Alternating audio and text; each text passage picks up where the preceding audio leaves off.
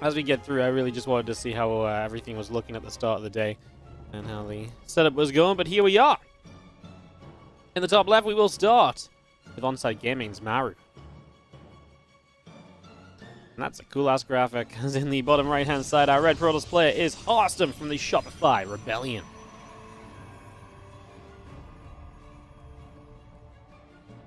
Alright, guys. Well, Team League, so good to have it back. Obviously, we had the Code A, we had the qualifiers, but we all know that what we want is this main event.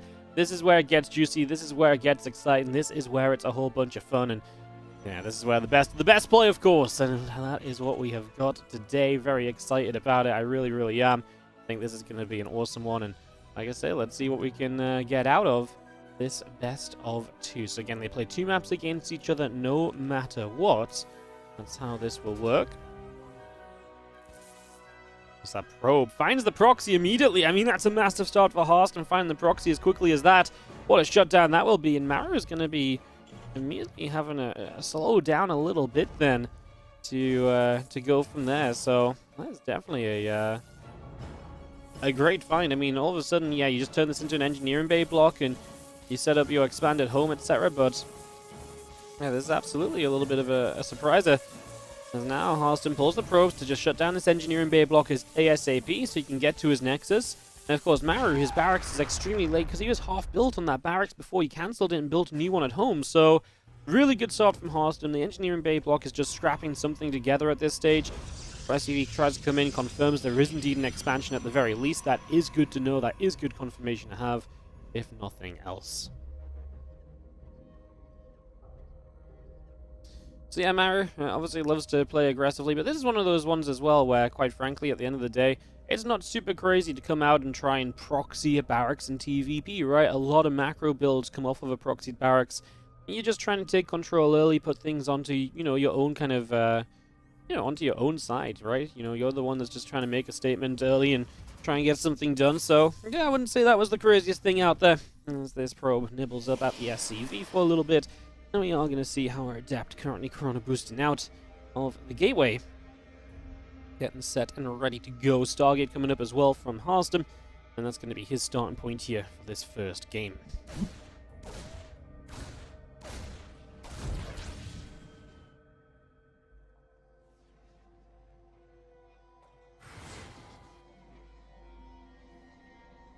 No bets, guys.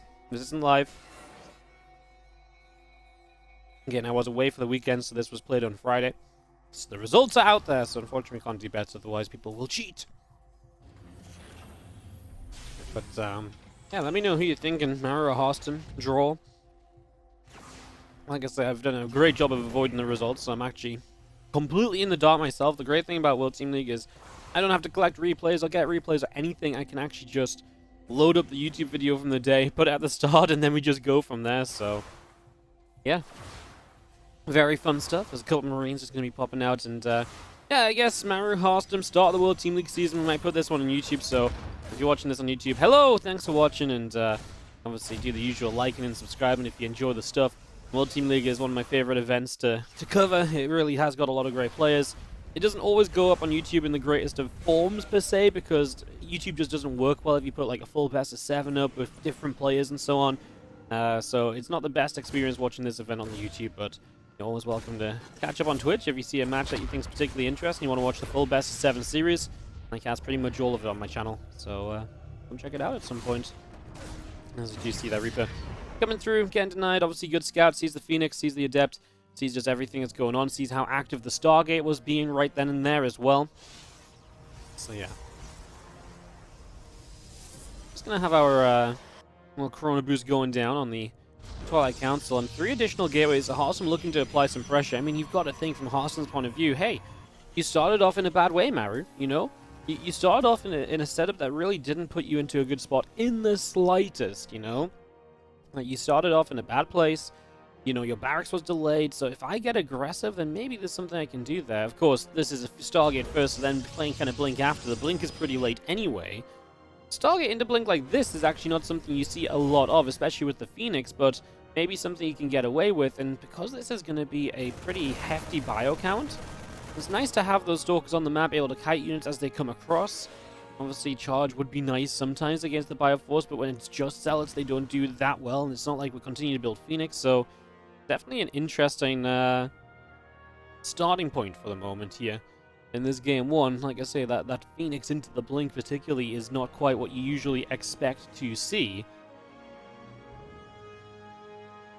These Stalkers do seem to know the Marines are out on the map, though, using the Phoenix to get vision across the little gap there.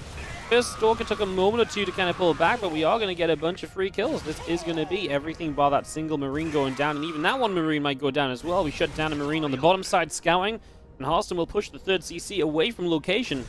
So we cannot land this here. We cannot take the base we were planning to, and Maru's plans currently a little bit halted at the start of this orbital command. Moving across to the corner of the main, just going to get rid of another SCV. These Marines are going to stim up a storm and trying to fight this the Stalker force. And the Stalker's obviously just blinking back. We do not have blink on some of these hurt Stalkers though, so Maru doing a good job getting up close and personal. He does lose 6 SCVs though, and an additional gateway, more Stalker pressure going into the charge behind it. Harstem's going to keep the rhythm rolling in this game number 1. Doesn't want to let up the pressure, wants to keep on attacking for the now. And just keep Maru away from nothing else but a third base being taken, right? The third base can be taken here if you want it. There's a great catch. Everything up in the main base, so you get rid of the bunker basically for free. It's a fantastic start. And the issue with playing this bio army is that obviously if you've not played the, the factory and the tanks, then you don't have a super easy way to hold a single position. And the SCV's pulling here. Quite a lot of Stalkers have been going down. Can we shoot down the medevac there? I feel like that was possible. He got some extra SCVs instead. It's kind of a weird one because it feels like Harstem's doing well, but he's also losing a lot more Stalkers than I think he would be comfortable with. I think he'd feel a lot better off if he could have just kept 2 or 3 extra ones alive at some point during this. As you are going to see again, you can see the Stalker just going down, but he's so close to winning through completely in this battle. And there's Marauder now going to lift into the medevac. Medevac, like I say, not a bad target to get rid of, but it gets away for the moment. Maru is going to have a new Marauder showing up. Stalkers on low HP continuing to go down. Maru's army supply is tripling that of Harstem's with 1-1 upgrades as well. And Harstem just trying to get so much done with these Stalkers. Still warping into this position. Still doesn't have charge to fall back on either. And it looks as though Maru is going to push Harstem back, as that was absolutely crazy. Maru just consistently pushing forward and absolutely believing in his ability to just keep on fighting here. 30 Stalkers went down. It's so expensive for Harstem. And look at all the gas he used. He lost like 1.6k gas compared to Maru losing 300. And this was a situation which felt so good for Harstem, and it went so badly wrong. Love this on the side, by the way. The Marauder damage is almost equal to that of Marines, just showing how great they have been, even though there's been such a lower count of Marauders versus Marines. Just shows how good they are. Of course, we expect them to be good against Stalkers, but really just goes to show just how good they actually are in those situations. Coming across the map, Maru will just have too much, and Harstem has to type GG. A game that seemed very winnable for Harstem slips away moments later, and Maru does Maru things to take the first game of the series and the tournament as well. So, yeah, the Rebellion, even if this starts 0-2, should not be too upset. Let's see what happens as we get set to go into map number 2 on Stargazers. It's Maru in the top right from Onside Gaming. In the top left, our red Protoss player is going to be from the Shopify Rebellion. It is Harstem.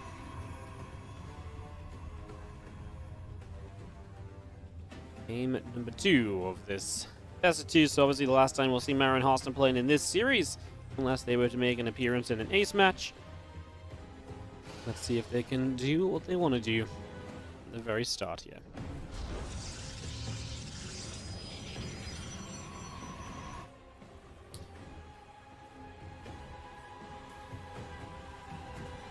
Going to be a couple of gases going down from Maru straight away, so already showing us that he wants to go factory before expanding. It's a very typical way of playing things, just going factory before expansion nowadays is so normal for Terran players.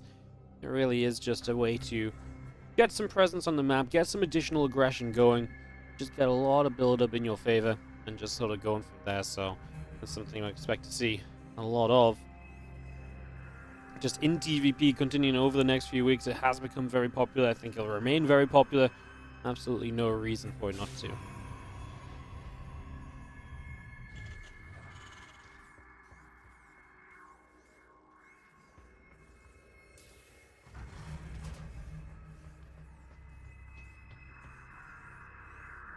obviously is been looking good in GSL as well.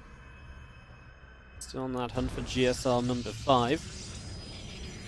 The one thing no one else has been able to do just yet. Harstem, meanwhile, currently having a campaign through the DreamHack European Regionals.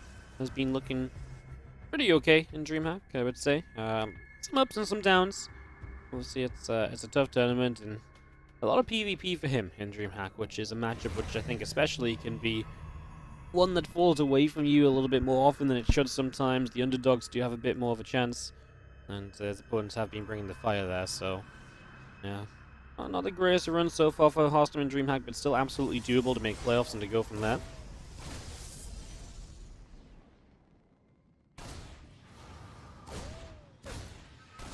Reaper just going to go pinging at the Nexus, and the Adept on its way over here to start hitting this Reaper and pushing this Reaper out of here. So Reaper is going to get shoved away. Adept will just shade on after it.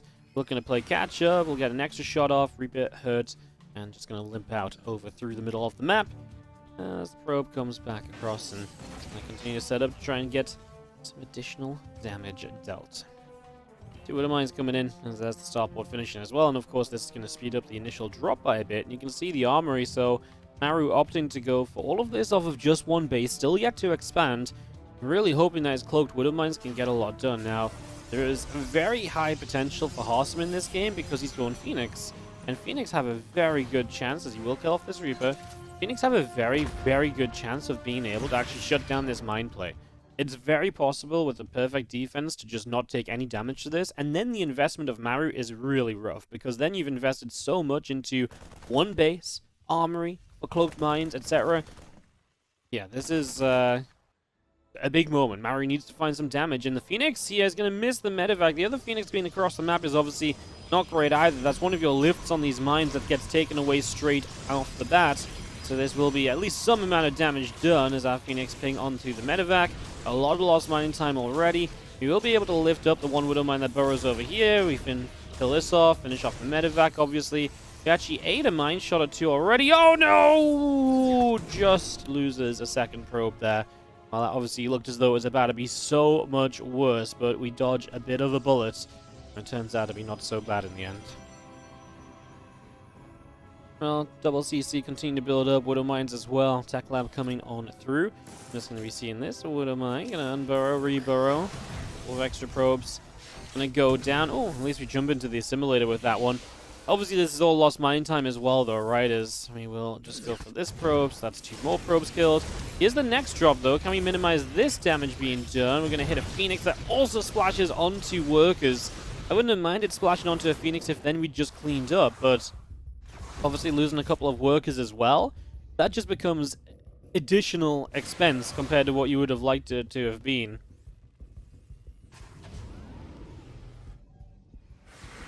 Phoenix hanging around and just going to see the Observer coming over. Going to be seeing our Widow Mine getting picked off, and the medevac from Maru through the middle of the map, over to the left-hand side. And just another drop looking for more damage. Still, Harstem's economy looking good. 13 worker lead. Taking a 3rd base already. He's going to opt for the in-base expand for his 3rd, which usually is a little rough for Protoss players, simply for the fact that when you play that in-base expand, what happens is that you're very close to the dropping of the Terran player, so it actually becomes really good. The Terran can push towards the natural and then just drop up into the main or the in-base expansion.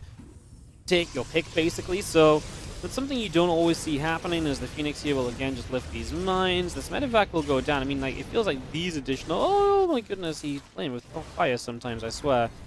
But we do see, you know, at points these medevacs continue to go down, and that's obviously a pretty big deal. If these medevacs continue to fall, it is, again, an expense for Maru, and that's where Harstem can continue to clean up nicely. Lifts up this mine. There was that one in the center that is still there. Observer is spotting it for the moment. Again, I look at the numbers, and it's a 15, 16, actually right now an 18 worker lead for Harstem. A little bit of an army supply lead for him too. It doesn't feel like Maru has anything just to show up across the map with, and these Phoenix might be able to get aggressive if they want to get a few SCVs. That's risky in case there's another drop on the map, and then they're not at home.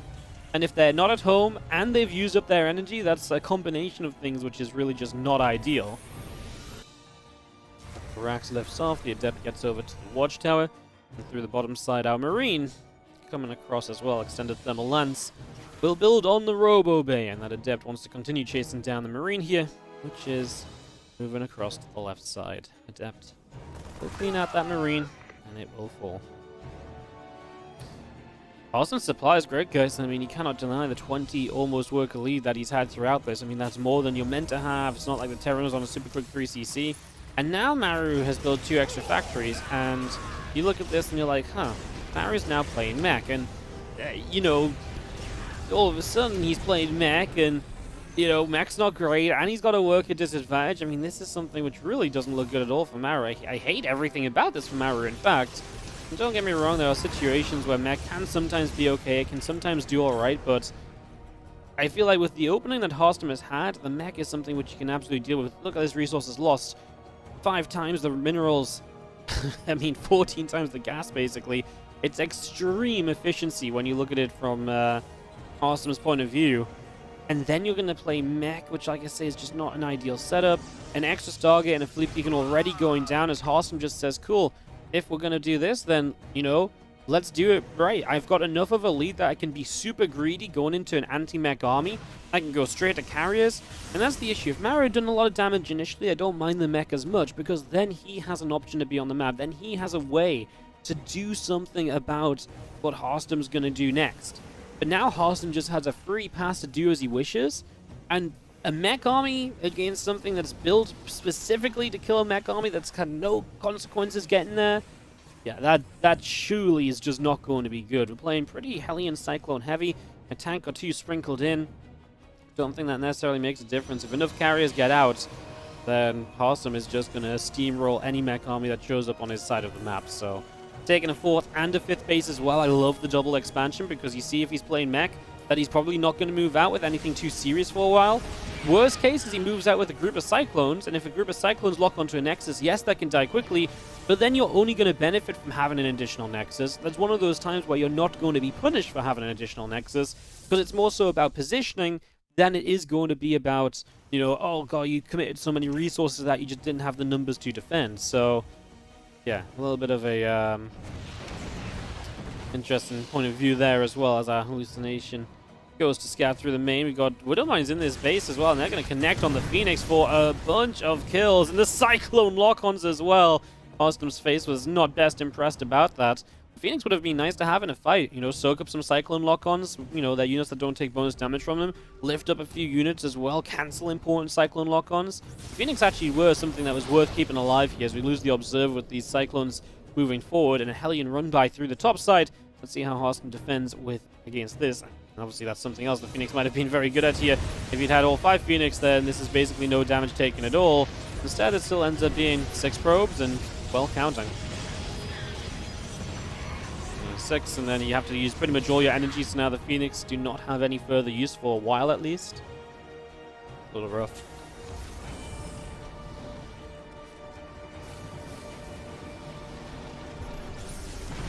Let's see, disrupt a shot or 2 coming forward. Oh, nice first connection. Hitting 2 tanks, just going to weaken those up a little bit, and looking for more with the next disruptor shot. Gets 2 Cyclones. Maru obviously has no idea as well about the carry production, but he's already moving into BCs. Okay, what the hell are these guys getting up to?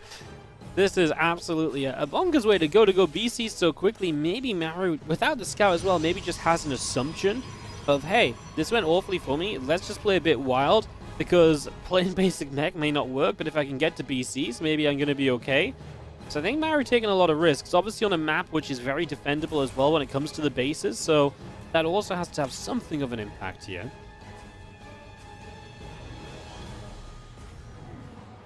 You know, if this was any other map, I can't imagine this is something we play around. Is Harstem mining out the back mineral patches? I believe he is. That's actually really smart, because if he can mine out the back mineral patches, he gives himself a great access point into Maru's base that Maru's just not assuming he would have to deal with. Disruptor's getting blasted by tanks as Harstem is maxed. Taking the gold base as well.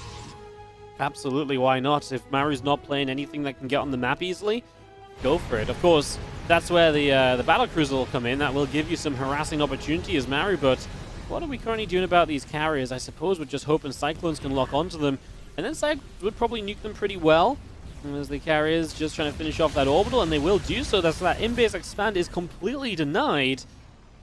And Maru is going to be obviously just unable to hold that position. The mining of minerals never came into effect. Let's just have clean up on a couple of these turrets that build, and that's the desperation move here from Maru, just trying to get something to soften up this intercept account. We scan, we pick off an observer. Our carriers and Colossi combining to do what they can. Going in for a couple of missile turrets once again here, and just going to be seeing the carriers actually going to feel like they can go after a BC. BCs do not die quickly, and with the repair, I don't imagine they're going to be actually taken down. Harstem is getting more and more carriers, better and better upgrades finishing as we speak as well. Definitely an impact on this game once those extra carriers come through. Definitely pretty notable is just going to be seeing our attack over here. I mean, we do have a Colossus that just wandered forward. Not sure what that was trying to get up to at all. As the Yamatos come down, this is where some of the carriers are going to get softened up. We do not really finish any off. We just kind of get them low. But obviously getting them low is a decent start, as we do not teleport away with the battle cruisers so far. And he loses another one as well. Maru having a rough time because of that. On the bottom side, the gold base under attack, but it's not super essential that we hold the gold base.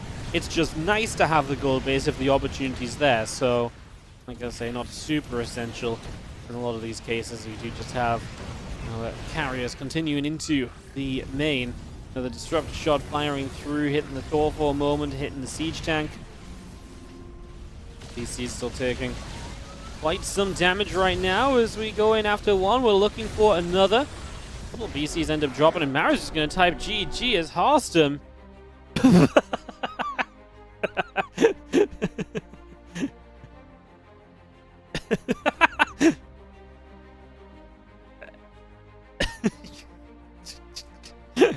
I can't commentate on that one. I mean, he was surprised.